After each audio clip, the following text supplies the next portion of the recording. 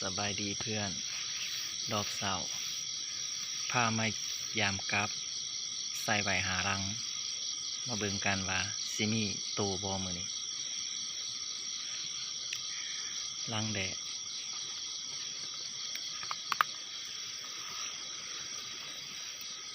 ดกระมิดซิมีโตบ่แนวนี้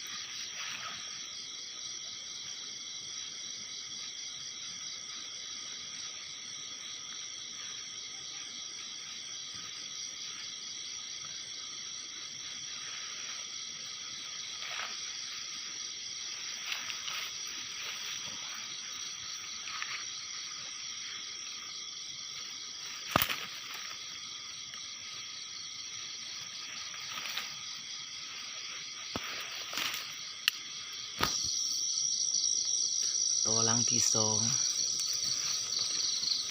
โอ้ยรังที่สองตัวนี้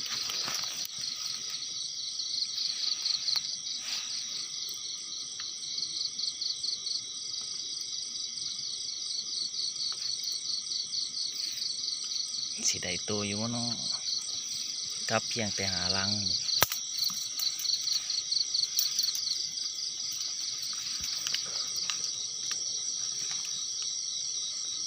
ไปหลังต่อไปเข้าไปหลังที่สาม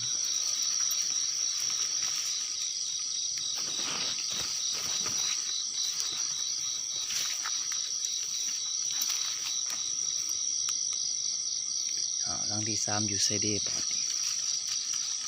ดื่มมองแล้วโปกลาย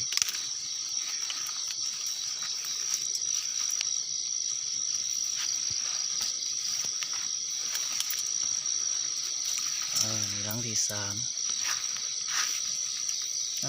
กับโบมิโตะ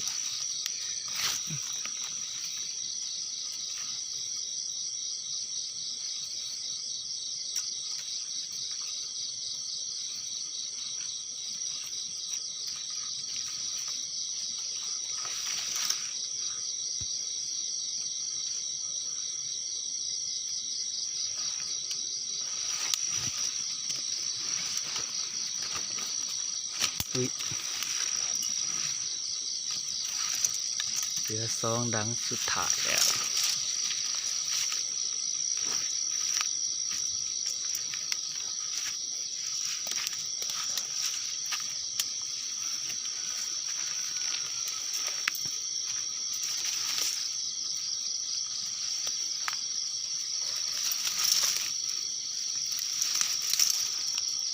โอ้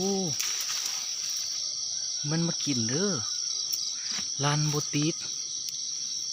ปอดห้อยนูนมาขวด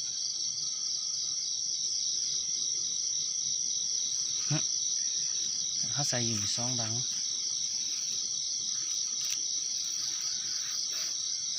มาเบิ่งกันล้างต่อไปเพราะว่าอยู่นี่มันจินตนาซิมี่ผ่ามันมา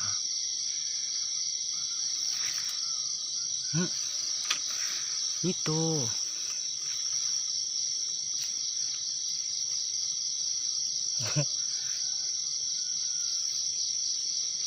ปา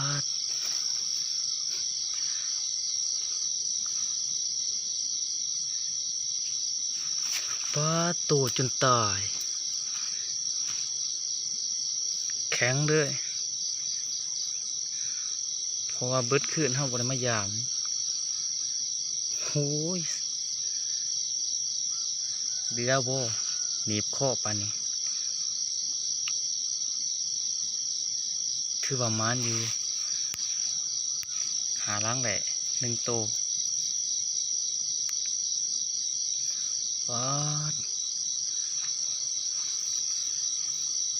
ครับอยู่ในห้องใส่ซองล้างด้วย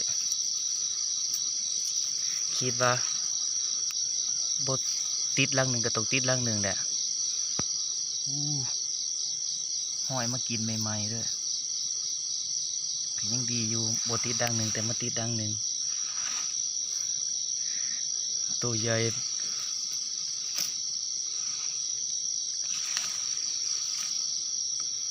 สำแขนเลย